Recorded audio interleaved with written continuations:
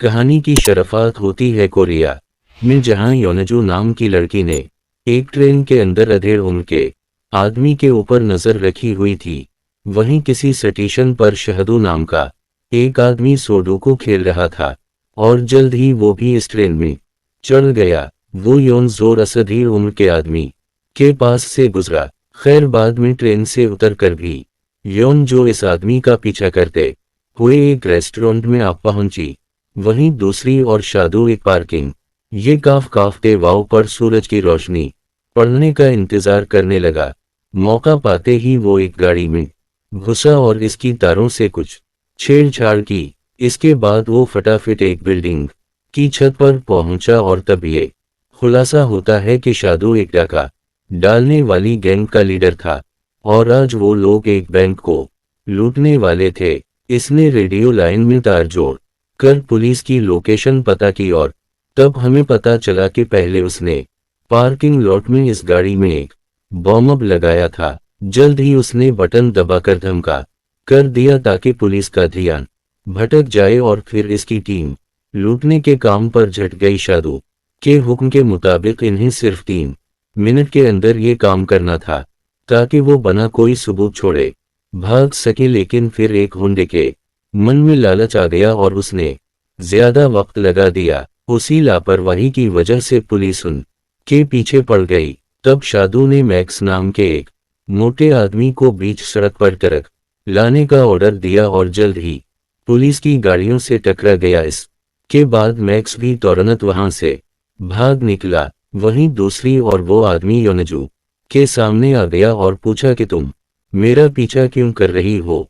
असल में इस आदमी का नाम ववानिक था और वो स्पेशल करामस यूनिट का चीफ था। यूनजू भी इसकी टीम में जासूस बनना चाहती थी, उसीलिए वो हॉन्ग का पीछा कर रही थी।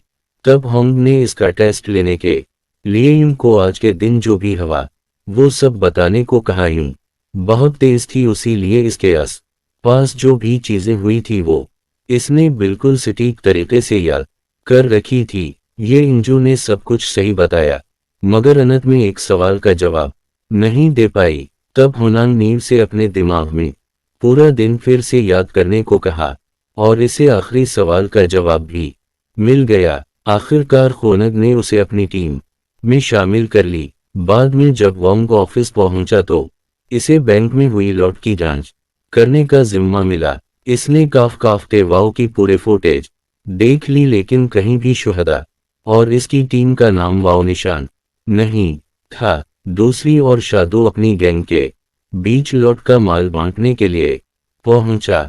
तब उसने इस गुंडे को पकड़ा जिसकी वजह से सबकी जान खतरे में पड़ी थी और सबके सामने बेरहमी से पीटकर उसे मार डाला।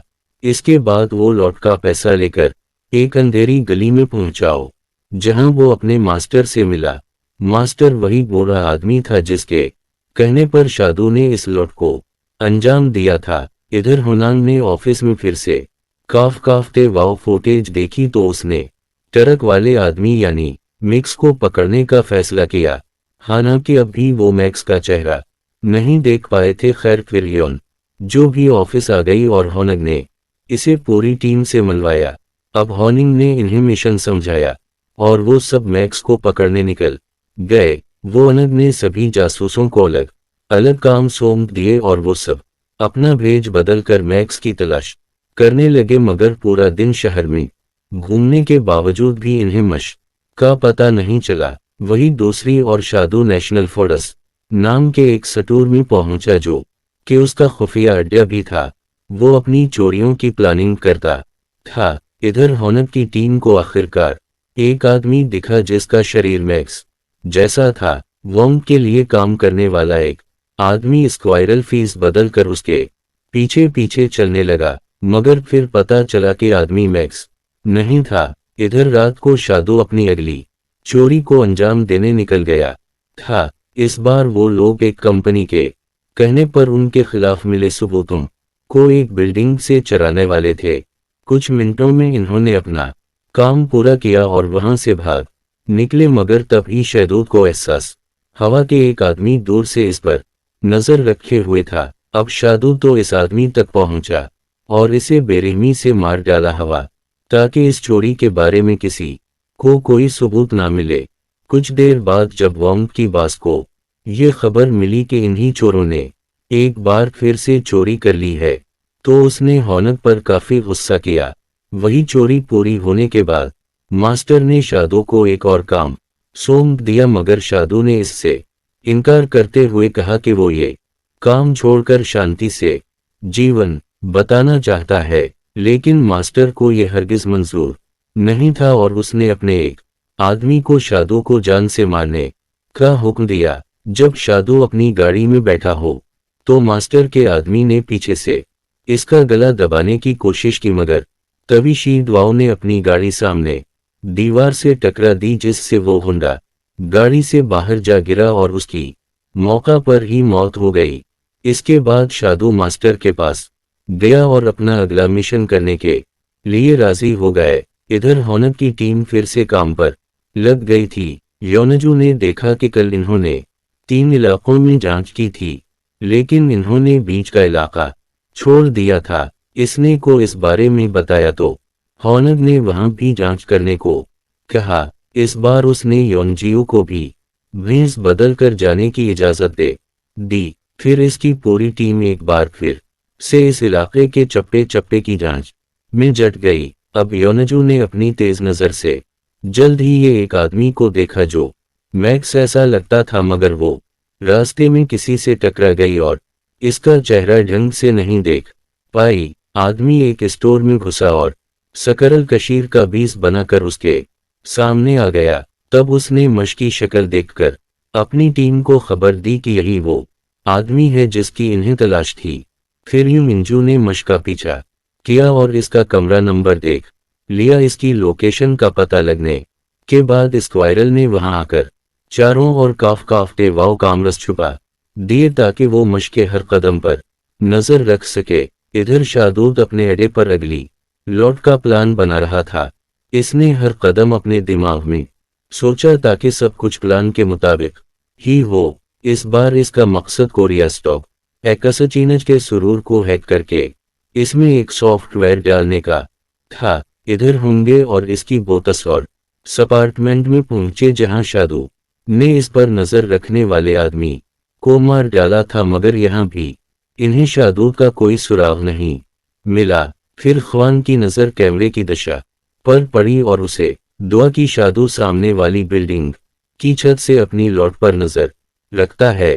खैर रात को योनजू ने देखा कि एक लड़की के घर से कचरा बाहर फेंक रही थी। ये अंजन वहां जाकर कचरे का लिफाफा खोला और इसकी तलाशी लेने लगी। फिर होम की मदद से इन्होंने कुछ कागज के टुकड़ों को इकट्ठा किया जो एक सोडोकू पजल थी, मगर इस पजल को सही तरीके से सुलझाया नहीं गया था। तो इन्हें एहसास हुआ कि शायद ये चोरों के अगले मिशन से जुड़ी हुई है। फिर इन्होंने नंबर्स को अलग अलग तरह से जोड़कर देखा और आखिरकार इन्हें पता चला कि ये कोरिया स्टॉक एक्सचेंज का अलिफ पे एड्रेस था। और ये दूसरी और मिक्स एक पुरानी बिल्डिंग में गया तो होनक की टीम इसका पीछा करने लगी। इन्होंने मश के साथ इनकी तस्वीरें ले ली और वहां अलिफ की मदद से इन्होंने सभी गुंडों का नाम पता ढूंढ निकाला। साथ ही इन्होंने गुंडों के अड्डों पर माइक्रोफोन भी लगा दिए ताकि वो उनकी हर चाल पर नजर रख सकी। जल्द ही इन्होंने शादू के फोन का नेटवर्क भी हैक कर लिया और उसका पता भी ढूंढ निकाला। वोनग और शादू दोनों की टीम अपने अपने मिशन की तैयारी में जुट गई थी। आखिरकार शादू ने रेडियो लाइन को हैक किया और तब उसे एहसास हुआ कि पुलिस ने इस पर नजर रखी हुई है। उसने अपने साथियों को मिशन बंद करके भाग जाने का हुक्म दिया। इधर होनक की बास को भी पता चल गया था कि शादू ने ये मिशन रोक दिया है, तो उसने भी अपनी टीम को गुंडों को गिरफ्तार कर को कहा। फिर हेड क्वार्टर्स की मदद से होनकदास बिल्डिंग की छत पर आपको पकड़ नहीं गया, मगर शादू इतना शातिर था कि वो खिड़की से कूदकर फरार हो गया। लेकिन होनक ने इसका पीछा किया और यू मिंजू को भी साथ बल्ला लिया। इधर पुलिस ने ट्रैफिक बैरिकेड्स लगाकर गुंडों को घेर लिया था। गाड़ियों की टकराने से 2 गुंडों की मौत हो गई, पर अनत में ने 4 गोडों को गिरफ्तार कर लिया। वहीं दूसरी और हवाओं की टीम ने शादू को फोन किया ताकि होंग और योन जो इतनी भीड़ में उसे पहचान सकें। वहां जितने भी लोग फोन पर बात कर रहे थे, इनमें से एक इंसान को योनजू पर शक हो गया। वोंग ने भी इस आदमी को सटक एकसचीनज के पास देखा था, उसी लिए वो इसका पीछा करने लगे। मगर शादू जल्द ही भागकर सड़क के दूसरी ओर चला गया। नहीं ट्रैफिक पुलिस का भेस बना कर उसे रोक लिया, मगर शादू को भी इसकी असलियत के बारे में पता था और वो स्क्वायरल पर एक नकीली चीज से वार करके भाग निकला। वोंग और यूं जो तरनत उसे बचाने दौड़े, मगर तब तक काफी देर हो चुकी थी। इन दोनों को शादू की पहचान हो गई थी, मगर स्क्वायरल की मौत की वजह से मिशन को बंद कर दी गया। फिर रात को शादू मास्टर को मारने निकल गया, क्योंकि वो एक किस्सा खत्म करके चोरी जगारी के धंधे से बाहर आना चाहता था। जब वो मास्टर के पास पहुंचा तो इसके चारों ओर गुंडों की फौज थी, मगर शादू भी कम ताकतवर नहीं था। इसने जल्द ही गुंडों का सामना करना शुरू कर दिया और इन्हें एक एक करके धूल चिट्टा कर मास्टर की और बड़ा कुछ ही देर में उसने मास्टर को बेरहमी से मौत के घाट उतार दिया। वही दूसरी स्पेशल यूनिट अपने मिशन में नाकामयाब रहने और स्क्वायरल की मौत से काफी शर्मिंदा थी। उसी वजह से उनके ऑफिसर्स ने इन्हें मिशन से बाहर कर दी था। मगर कुछ दिन बाद यूं इंजू को होंग की सिखाई हुई बात याद आई और उसे एहसास हुआ कि वो ट्रेन में शादू से टकराई थी। इस समय इसके हाथ में नेशनल फूड स्टोर का लिफाफा था। अब ये उन जो स्टोर में पहुंची और उसने शादू को पहचान लिया। फिर इसने हॉनक को इसकी खबर दी तो एक बार फिर से इन्हें इस मिशन पर काम करने की इजाजत दे दी गई। ये इंजू शादू का पीछा करते हुए एक रेस्टोरेंट तक आ पहुंची, जहां उसने देखा कि शादू एक नकली पासपोर्ट के जरिए कोरिया से भागने की फिराक में था। अभी अचानक शादू को योनजू पर शक हो गया और उसने योनजू से पूछा कि तुम मेरा पीछा क्यों कर रही हो, मगर यूं ने इसका कोई जवाब नहीं दिया और उनके आने का इंतजार करने लगी। वहां के आते ही शादू वहां से भाग निकला और वोंग ने इसका पीछा किया, मगर कुछ दूर जाते ही शादू ने एक निकली चीज से वोंग पर घातक हमला कर दिया। फिर ये इंजू के वहां आने से पहले ही शादू से छोड़कर फरार हो गया। अफवाहों ने योनजू को शादू को हर हाल में पकड़ने का ऑर्डर दिया। यूं जो ना चाहते हुए भी निकल गई और एक आदमी का पीछा करने लगी, मगर पास जाकर उसे पता चला कि ये आदमी तो कोई और था। आज एक बार फिर से शादू के हाथों से भाग निकला था, जिससे योन जो बेहद नश हो गई और फिर बारिश रुक गई और अचानक शादू फिर से बाहर सड़क पर निकला। ये इंजूस के पीछे इंडरग्राउंड बने ट्रेन प्लेटफॉर्म तक आ पहुंची। इधर अवाम को डॉक्टर्स ने बचा लिया था और फिर नेटवर्क ना होने के बावजूद भी उसने के पते का हिसाब लगा लिया। भाइयों जो शादू को ढूंढ रही थी कि अचानक शादू ने पीछे से इसे ही बंदी बना लिया। तभी पुलिस भी वहां पहुंची, मगर वो गोली नहीं चला सकते थे। अब शादू ट्रेन के आने का इंतजार करने लगा, पर तभी अचानक इंजू ने शादू की टांग पर हमला कर दिया और शादू अपनी जान बचा कर वहां से भागा। जैसे ही वो बाहर निकला तो होंग पहले से वहां मौजूद था। मां जी इस रास्ते पर था, वहां ट्रेन आ रही थी, मगर वोंग ने अपनी जान की परवाह न करते हुए शादू पर गोलियां चलाकर उसे मार डाला। ऐन वक्त पर ट्रेन ने भी रास्ता बदल लिया और होनक की जान बच गई। आखिरकार स्पेशल फोर्सेस को मिशन पूरा हुआ और सबने चैन की सांस ली। अंत में पूरी टीम ने सकीरील को श्रद्धांजलि दी, जिसके बाद शादू के बाकी साथियों को पकड़ने के अपने अगले मिशन पर